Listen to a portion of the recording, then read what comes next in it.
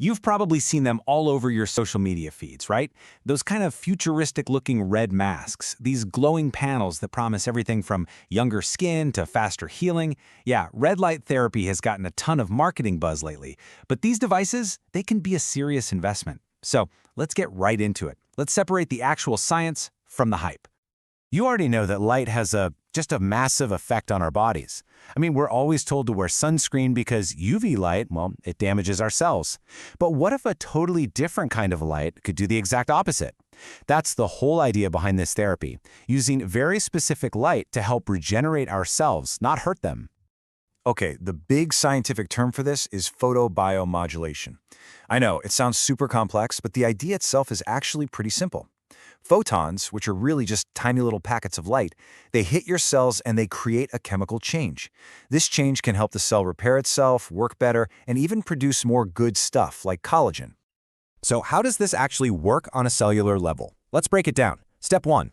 A photon of red or near-infrared light goes through your tissue and gets soaked up by a cell. Step 2. It specifically goes after the mitochondria. You probably remember that from biology class. It's the powerhouse of the cell. And then step 3, this stimulation basically revs up the mitochondria's engine, making it produce more energy. That energy is a molecule called ATP, and more energy just means the cell can do its job way better and repair itself more efficiently. And this is exactly why you hear so much about it for anti-aging. A leading theory is that we age because our cells just get tired. Their energy demands start to get bigger than their energy supply. They get worn down. So by boosting that energy right at the source, red light therapy could, in theory, help counter that whole process. Okay, so that's the theory, and it sounds pretty good. But what about the proof?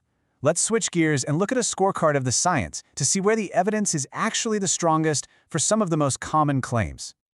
All right, this scorecard gives us a fantastic snapshot. For skin and hair, the evidence is a solid B. You'll see a benefit, but maybe not a, life-changing wow on its own.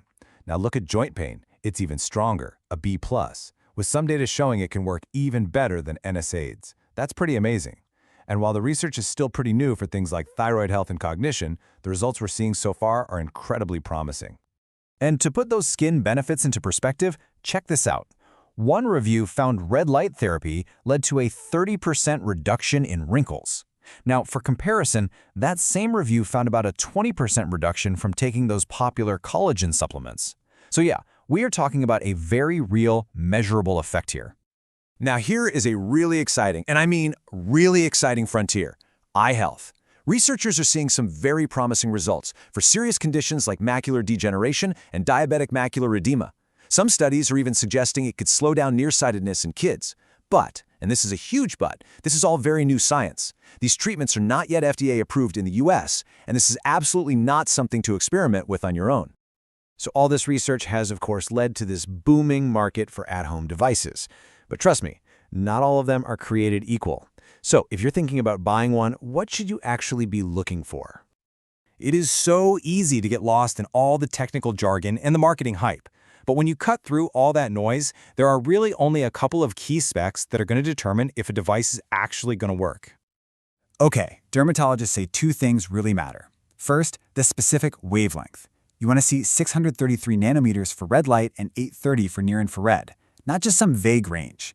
Second is irradiance. That's just a fancy word for the light's intensity or its power. You want to aim for something between 40 and 100 milliwatts per centimeter squared. And here's the bottom line. If a company won't share this data openly, that is a huge red flag. All right, so once you have a good device, using it the right way is absolutely key to getting results safely. Let's just tackle the most common question first, because it's almost always about safety. I mean, you're putting a bright light right near your face. Is it safe for your eyes? So the expert consensus on this is crystal clear. The vast majority of at-home masks and panels are not made for direct eye use. Most companies will warn you against shining the light directly into your eyes. The safest, simplest approach is just close your eyes during the treatment. This is one area where you really want to be cautious. So what does a typical routine even look like? Well, first, always start with clean, dry skin, before any serums or moisturizers. A pretty standard starting point is about 10 minutes a session, maybe 3 to 5 times a week. And a couple other key things to know. A good quality device shouldn't feel hot on your skin.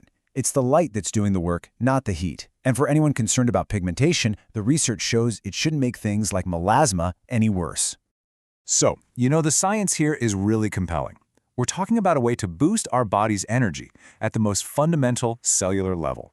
It's a pathway to supporting our health that's totally different from diet or exercise. As this tech gets better and honestly cheaper, the real question isn't just does it work, it's how much are we willing to invest in taking our own biology into our own hands. Is this the future of taking control of our health at home? That is definitely something to think about.